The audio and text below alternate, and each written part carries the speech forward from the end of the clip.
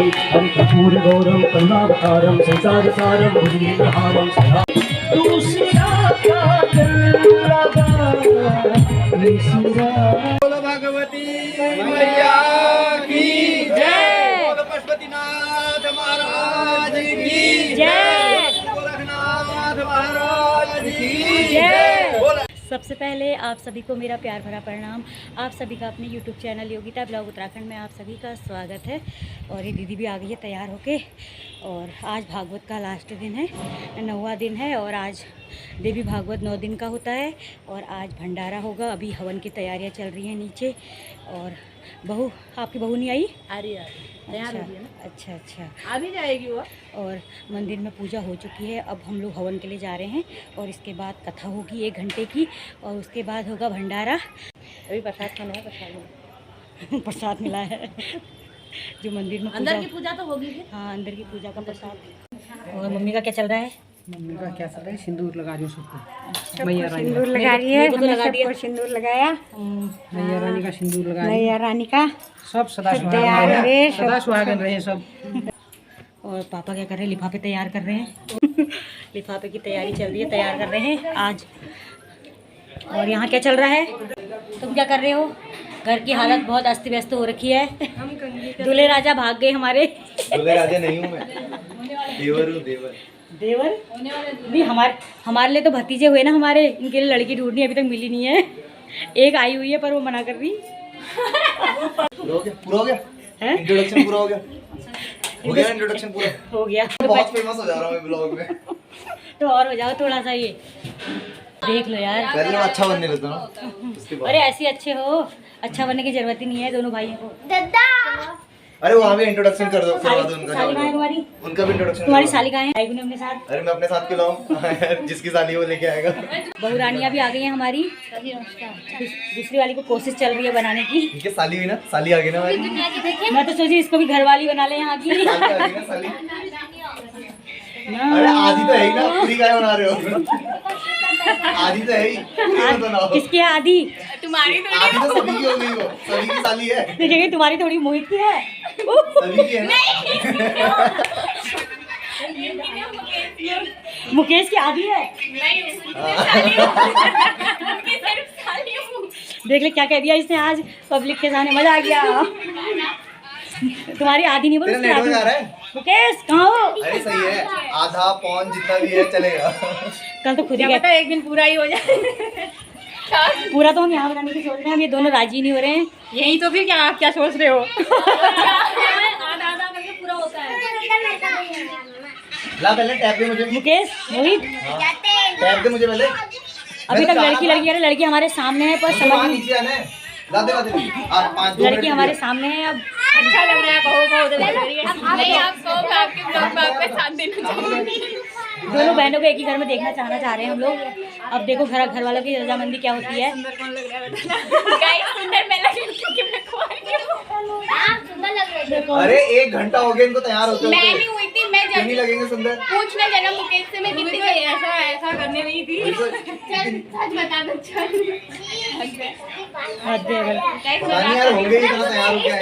हमारी मजाक चलते रहती है छोटी मोटी। साली है तो मजाक करना तो बनता ही है। मेरे भतीजे की तो है। मैं कह रही हूँ साली है तो मजाक करना तो बनता ही है नहीं? शादी होके दूसरे घर चले जाएगी फिर थोड़ी मजाक कर सकते हैं, है नहीं? पर हमारी कोशिश है कि हम अपने घर लाएंगे। हमारी कोशिश यही है कि हम अपने घर लाएंगे। ठीक है, अपने घर लेकर आ जाओ। बोल दिया इसने। छोटे ही है। आपकी घर यहाँ, आपका यहाँ है घर, वहाँ थोड़ी है। नहीं हमारा ऐसा भी नहीं, वहाँ भी है, यहाँ भी हमारा सब जगह है। हंसी मजाक बहुत हो चुकी है। अब जा रहे हैं हम लोग हवन में बैठने के लिए। हवन की तैयारी हो चुकी है वहाँ पर। ओम सर्वावाधा ब्रह्मणं दैवकृता श्री मेघाकार्य अस्मद्गरीनाथ नमो ओम सर्वावाधा ब्रह्मणं दैवकृता श्री मेघाकार्य अस्मद्गरीनाथ नमो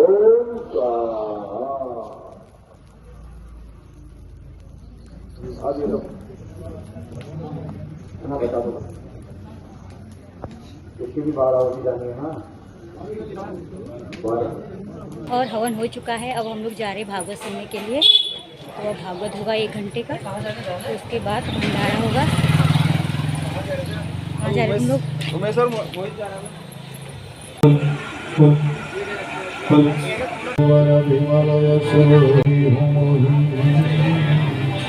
बड़े ही हर्षलाभि से श्रीमान हरिश्चंद्र कोड़ाई जी द्वारा अपने ही निवास स्थान भटोरिया नंबर 1 पार्वती कॉलोनी में आयोजित इस परम मंगलमय भगवती स्वरूपा श्रीमद देवी भागवत नवान मंगलमय ज्ञान के महोत्सव में उपस्थित हुए मैया के चरणानुरागी आप सभी श्रद्धालु श्रोता बंधुओं एवं श्रद्धामयी भक्तिमती माताओं तथा उपस्थित विद्वजन ज्ञानीजन गुरुजन संतजन आप सभी के प्रति भगवत भाव से सादर नमन वंदन और अभिनंदन।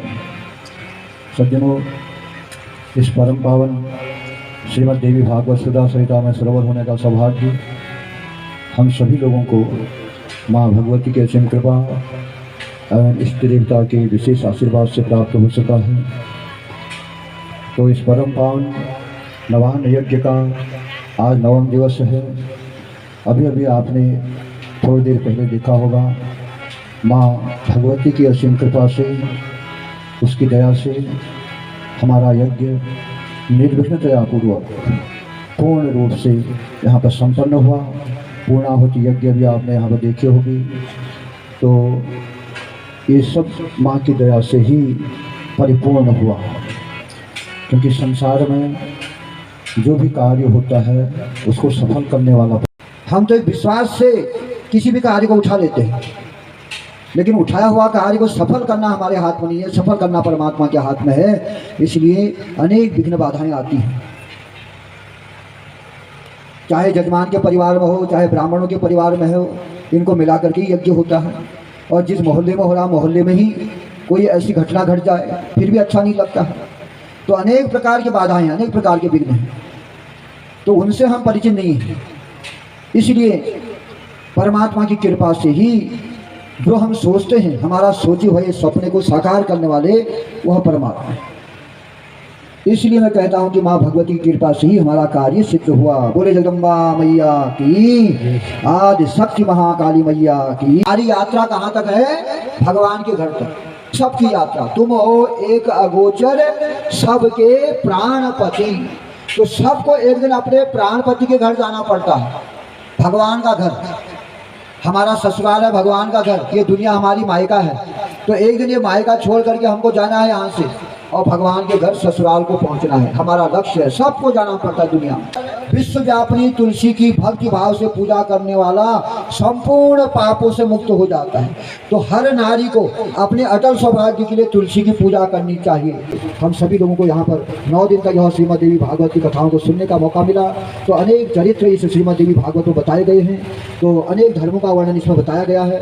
तो आगे सूर्यवंश और चंद्रवंश राजाओं का, नरकों का, इनका वर्णन बताया गया है। तो ये कथाएं तो हम अन्यत्र भी श्रवण कर लेते हैं। तो सज्जनों, इसलिए जो कथा जन्मेजय जी को वेद व्यास जी सुना रहे थे उनके पिता की सदगति देने के लिए, तो इस दुनिया में जिसके पितरों का कहीं से कहीं तक तरोतारण नहीं होता, सारे पितरों का कल्याण तरोतारण कर देती है कथा। जिसके पितर भूत प्रेत आदि योनियों में वास कर रहे हैं, जिनका कहीं से कहीं तक कोई तरोतारण नहीं हो सकता है।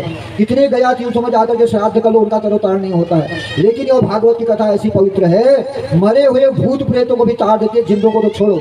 ऐसी शक्ति श्रीमद देवी भागवत में, ये शब्दमयी ब्रह्म शब्द में है। इसलिए अपने पितरों का कल्याण करने के लिए भाव से, प्रेम से जो भी 9 दिन तक अपने घर में अखंड ज्योति जला करके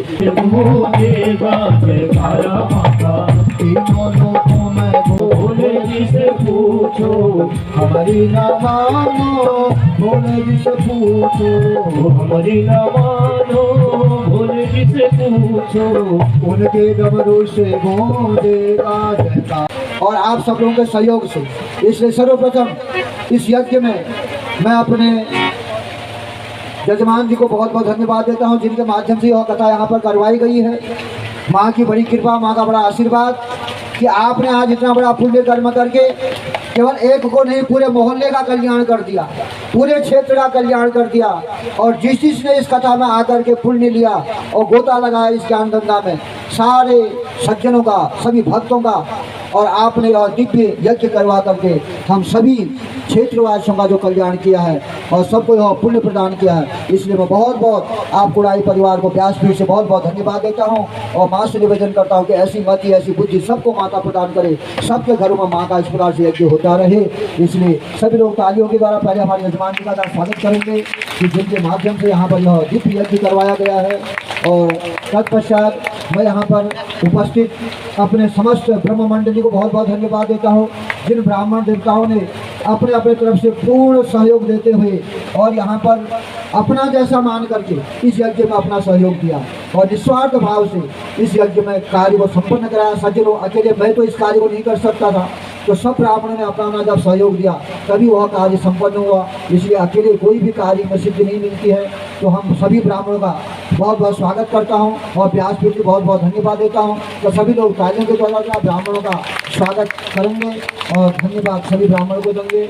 और तत्पश्चात हमारे बीच में उपस्थित हुए हमारे पूज्यपाद श्री भगवान महाराज जी, जिनकी प्रेरणा हमेशा भक्तों को मिलती रहती है और आप समस्त बहुत यज्ञ को करवाते रहते हैं, तो मैं महाराज जी को भी बहुत बहुत धन्यवाद देता हूँ और तालियों के द्वारा उनका भी बहुत बहुत स्वागत करता हूँ कि आपने अपने भक्तों को जगाने के लिए जो अथक प्रयास किया है और इस प्रकार से भक्तों को जगाते रहते हो। इसलिए मैं व्यासपीठ से महाराज जी को प्रणाम करता हूँ। हमारे बीच में हमारे ये टेंट वाले जिन्होंने अपनी तरफ से पूरी कोशिश करी, ये बेचारों ने बहुत मेहनत करके यहाँ पर टेंट को बनवाया और काफ़ी यहाँ पर सहयोग दिया और जिसके माध्यम से हमको यहाँ पर कथा सुनने में सुविधा हुई। इसलिए इनको भी बहुत बहुत धन्यवाद देता हूँ कि इन्होंने बड़े मेहनत से अपना जैसा मान करके यहाँ पर सहयोग किया और साथ में हमारे साउंड वाले भाई ने भी यहाँ पर अपना सहयोग देते हुए काफ़ी अच्छा सहयोग दिया, तो उनका भी मैं बहुत बहुत धन्यवाद उनको भी बहुत बहुत धन्यवाद देता हूँ कि बड़ा सहयोग हमारे यज्ञ में दिया है।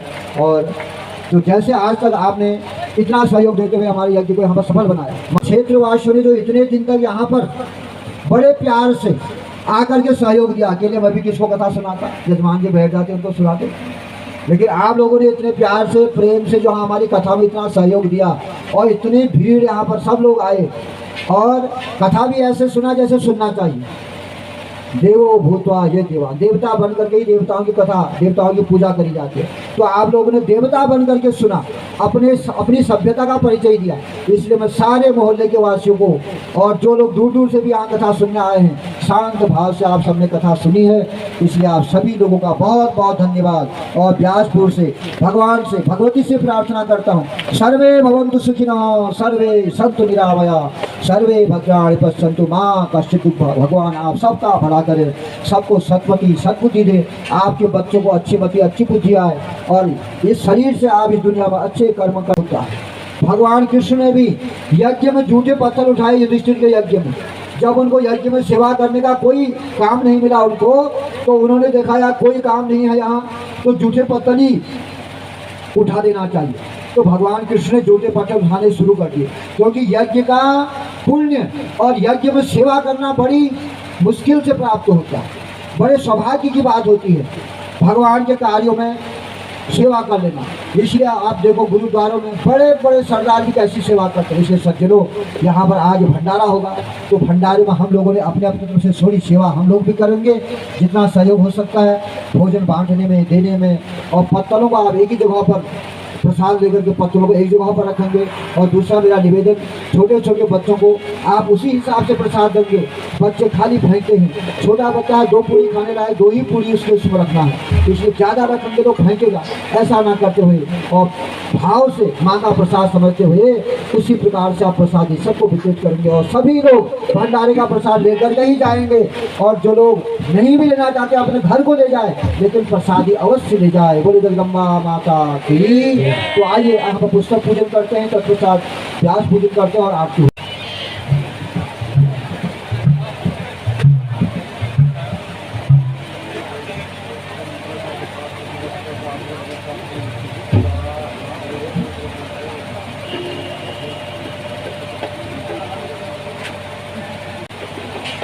बोले आनंद कंद भगवान की, सत्य सनातन धर्म की, सौनकादि ऋषियों की।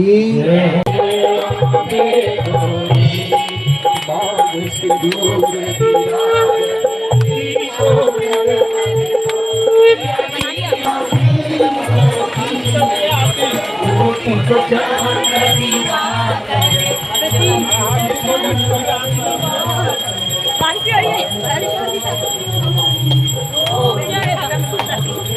बारिश होने लगी है।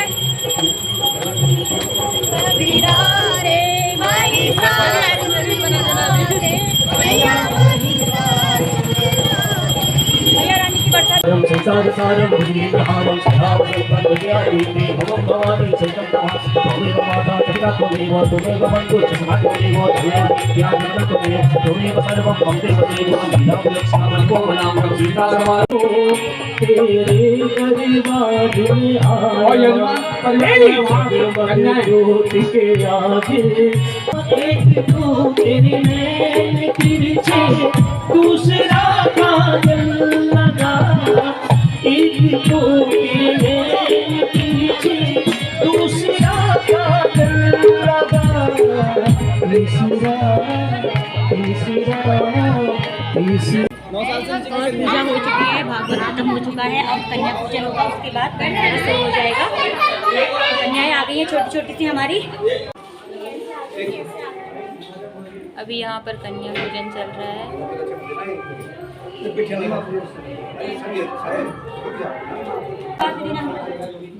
भागवत समाप्त होने के बाद कन्या पूजन चल रहा है यहाँ पर।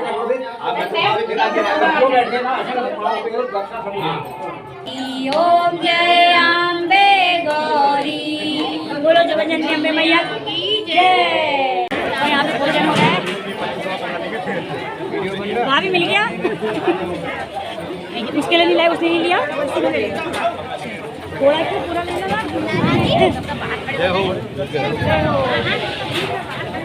बोलो भगवती मैया की